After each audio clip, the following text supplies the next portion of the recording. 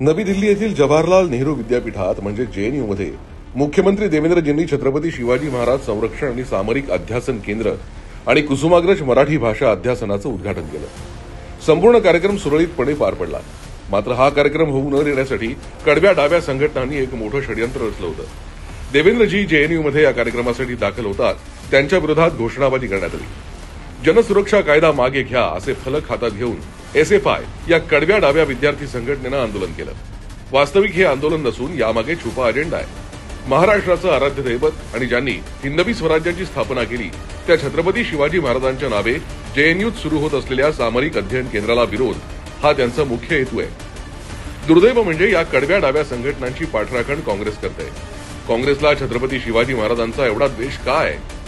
देशाच्या अंतर्गत सुरक्षेसाठी अतिशय महत्वाच्या असणाऱ्या जनसुरक्षा कायद्याला काँग्रेस विरोध करत आहे। ज्यांनी भारत तेरे तुकडे होंगे अशा घोषणा दिल्या होत्या त्यांच्या पाठीशी उभी आहे आणि आपलं आराध्य दैवत असणाऱ्या छत्रपती शिवाजी महाराजांच्या नावे संरक्षण आणि सामरिक अध्यासन केंद्र उभं होत असताना त्याचा अभिमान बाळगायचा सोडून त्याचा विरोध करतायत। काँग्रेसींनो लक्षात ठेवा, देशप्रेमी, महाराष्ट्रप्रेमी आणि शिवप्रेमी तुम्हाला कधीच माफ करणार नाही।